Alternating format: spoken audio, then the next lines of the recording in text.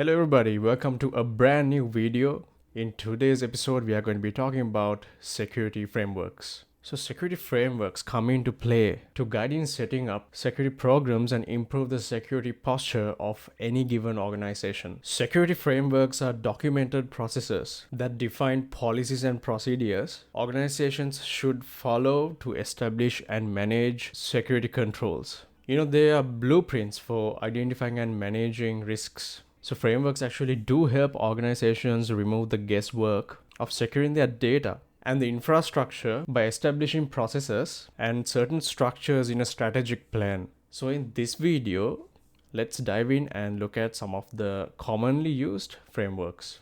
So first up, we have NIST CSF, or in the longer form, National Institute of Standards and Technology Cybersecurity Framework. So the NIST Cybersecurity Framework focuses on 5 major essential functions. The frameworks allows the organization to prioritize their cybersecurity investments and engage in continuous improvement towards a targeted cybersecurity profile. So the 5 essential functions are identify, protect, detect, respond, and recover.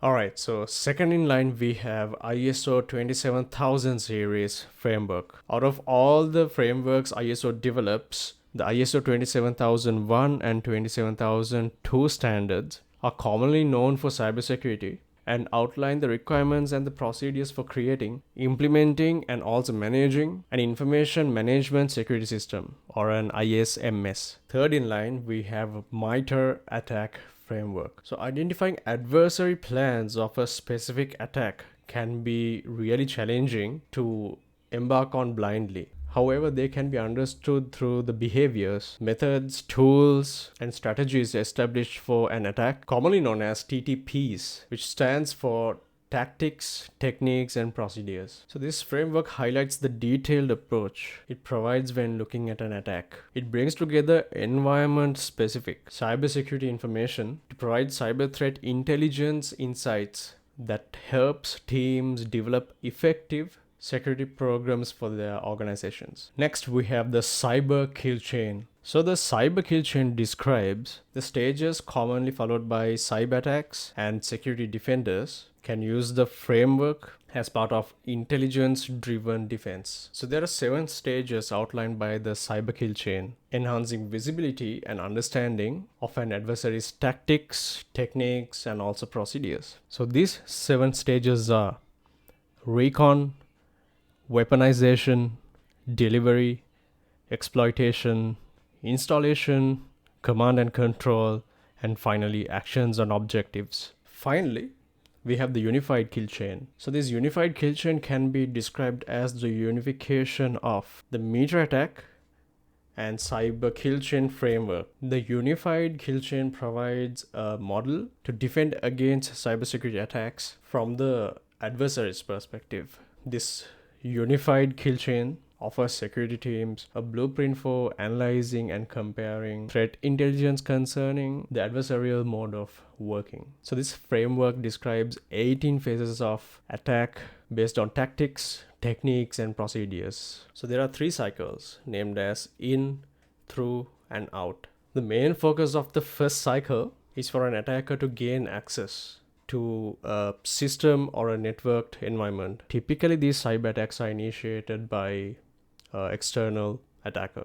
So these critical steps the hacker would follow would be reconnaissance, weaponization, delivery, social engineering, exploitation, persistence, defense evasion, command and control. Cycle 1 may be considered a loop, as the attacker may be forced to change the tactics or modify the techniques if one fails to provide an entrance into the network or the targeted system. During the second cycle, the attackers will be interested in gaining more access and privileges to assets within the network. Pivoting, discovery, privilege escalation, execution, credential access, and lateral movement will be repeatedly used by this hacker until the desired access is obtained. And finally, during the third cycle, confidentiality, integrity, and availability, which is the CIA triad, will be compromised. Things like money, fame, or sabotage will drive attackers to undertake their reasons for executing the attacks, cause as much damage as possible, and disappear without being detected. During this cycle, four main things can happen or can be performed by an attack. First thing is collection. After hacker finds the data and information that he was looking for, the hacker will seek to aggregate all they need. Sometimes hackers just target at